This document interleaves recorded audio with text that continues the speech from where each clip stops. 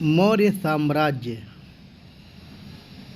नंद वंश के अंतिम शासक घनानंद को मारकर जिस व्यक्ति ने मौर्य वंश की स्थापना की, उसका नाम यूनानी लेखकों ने सेंड्रोकोट्स बताया। सर्वप्रथम विलियम जोन्स ने इस सेंड्रोकोट्स की पहचान चंद्रगुप्त मौर्य की। चंद्रगुप्त मौर्य मौर्य वंश का प्रथम महान सम्राट था, जिसने मौर्य वंश की स्थापना की।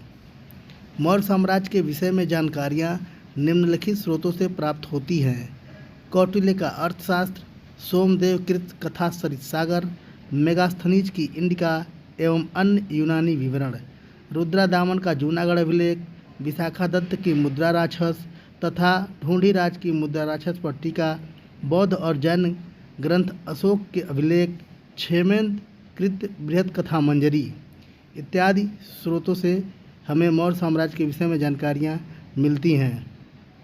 मौर्य का इतिहास जानने के लिए साहित्यिक स्रोतों में सबसे महत्वपूर्ण विवरण कौटिल्य का अर्थशास्त्र है। कौटिल्य के अन्य नाम विष्णुगुप्त और चाणक्य हैं। अर्थशास्त्र राजनीति और लोक प्रशासन पर लिखी गई पहली प्रामाणिक पुस्तक है। कौटिल्य को भारत का मैकियावेली भी कहा जाता है। कौटिल्य का चंद्रगुप्त मौर्य के जीवन में अहम योगदान है। अर्थशास्त्र में कुल 15 अधिकरण, 180 प्रकरण तथा 6000 श्लोक हैं। यह ग्रंथ अन्य पुरुष की शैली में लिखी गई है। डॉक्टर श्याम शास्त्री ने सर्वप्रथम 1909 ईस्वी में इस पुस्तक को प्रकाशित करवाया। पहला अधिकरण विनयाधिकारिक, इसमें राजा के बिना अनुशासन एवं सामान्य व्यवहार का वर्णन है। तीसरा अधिकरण धर्मस्थीय, इसमें दीवानी न्यायालय तथा उसके संगठन एवं कार्यों का विवेचन है। चौथा अधिकरण कंटक शोधन, इसमें फौजदारी न्यायालय, उसके संगठनों एवं दंड आदि का विधान है। पांचवा अधिकरण योग वृत्त, इसमें राजा के प्रति प्रशासनिक अधिकारियों के कर्तव्य एवं कर्तव्य विमुख अधिकारियों से निपटने के उपायों का वर्णन है। छठा अधिकरण मंडल योनि, इसमें राज्य के इतने सप्तांगों का वर्णन है। सातवां अधिकरण साणगुणीय, इसमें 6 तत्व संविग्रह, यान, आसन, संशय और द्विवेदी भाव से युक्त विदेशी नीति का वर्णन है। आठवां अधिकरण व्यसनाधिकारिक, इसमें राज्य के लिए घातक सभी व्यसनों यानी कि दुर्गुणों का वर्णन है। इस प्रकार हम देखते हैं कि अर्थशास्त्र में 9वां अधिकरण अभ्यास्य कर्म, इसमें दूसरे राजाओं पर आक्रमण के विचारणीय पहलू हैं। 10वां अधिकरण सांग्रामिक, इसमें युद्ध संबंधी विजय नियमों की रणनीति का विवेचन है। 11वां अधिकरण संघवृत्त, इसमें संघ राज्यों में आपसी फूट डालने के तरीके वर्णित हैं। 12वें अधिकरण आवलियस, इसमें कमजोर राजा द्वारा शक्तिशाली राजा के आक्रमण से बचाव के उपाय बताए गए हैं। 13वां अधिकरण दुर्ग लंबोपाय, इसमें शत्रु देश के दुर्गों पर कब्जा करने के उपाय सुझाव गए हैं। 14वां अधिकरण औपनिषदक, इसमें औषधियों तथा मंत्रों के महत्व एवं रहस्यों का वर्णन है तथा उनको अमल में लाने के उपाय बताए गए हैं। इस प्रकार अर्थशास्त्र में बहुत कुछ बताए गए हैं। इसके साथ ही चाणक्य सूत्र एवं उनके रहस्यों को भी वर्णित किया गया है। 15वां अधिकरण तंत्रयुक्त, इसमें अर्थशास्त्र द्वारा उल्लेखित नियमों का विवेचन किया गया है। कौटिल्य के अर्थशास्त्र में राजनीति पर लिखी गई एक सामान्य पुस्तक है।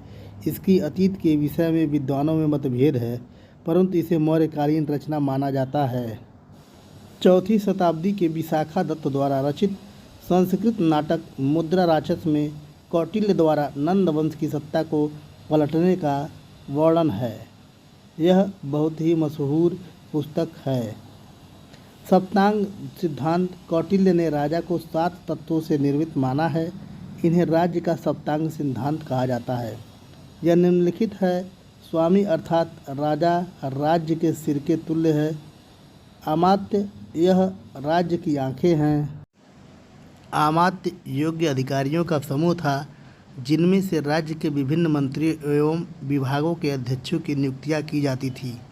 कौटिल्य ने अर्थशास्त्र में लिखा है कि राज्य रूपी रथ का पहिया बिना योग्य अमात्य के नहीं चल सकता। जनपद अर्थात राज्य क्षेत्र या राज्य की जांघें हैं। दुर्ग अर्थात किले या राज्य की बाँह हैं। कोष अर्थात धन या राज्य का मुख है। दंड अर्थात सेना या राज्य का मस्तिष्क है। मित्र या राज्य के मित्र तथा कान हैं। गूढ़ पुरुष राज्य के गुप्तचर थे। इस प्रकार अर्थशास्त्र गुप्तचर प्रणाली का वर्णन करने वाला प्रथम ग्रंथ है। गुप्तचर विभाग का नाम अर्थशास्त्र में महामात्य सर्प मिलता है। जहाजरानी का सर्वप्रथम उल्लेख अर्थशास्त्र में मिलता है। इसके अनुसार जहाजरानी पर राज्य का पूर्ण नियंत्रण था। शूद्र। कौटिल्य ने पहली बार शूद्र को भी आर्य कहा। इस प्रकार शूद्रों को भी ब्राह्मण, क्षत्रिय एवं वैश्य के साथ सेना में भर्ती होने की छूट मिल गई। भू राजस्व। अर्थशास्त्र के अनुसार भू राजस्व 1/6 भाग लेना चाहिए। पूरे प्राचीन भारत में भू राजस्व की मात्रा यही मानी गई। मेगास्थनीज की इंडिका। मेगास्थनीज सेल्यूकस राजदूत था, जो चंद्रगुप्त मौर्य के दरबार में 304 ईसा पूर्व से 299 ईसा पूर्व के बीच रहा। उसके ग्रंथ इंडिका से चंद्रगुप्त मौर्य के प्रशासन की विश्वसनीय जानकारी प्राप्त होती है। हालांकि यह ग्रंथ अपने मूल रूप में उपलब्ध नहीं है, फिर भी इसके उद्धरण अनेक यूनानी लेखकों ने एरियन, स्ट्रेबो, जस्टिन एवं डायोडोरस आदि के उद्धरण में प्राप्त होते हैं। इस प्रकार सम्राट चंद्रगुप्त चाणक्य के नीतियों के द्वारा एक महान शासक बना। ऐसे ही जानकारियों के लिए हमारे चैनल को लाइक, सब्सक्राइब एवं इस पर कमेंट अवश्य करें। जय संविधान, जय भारत।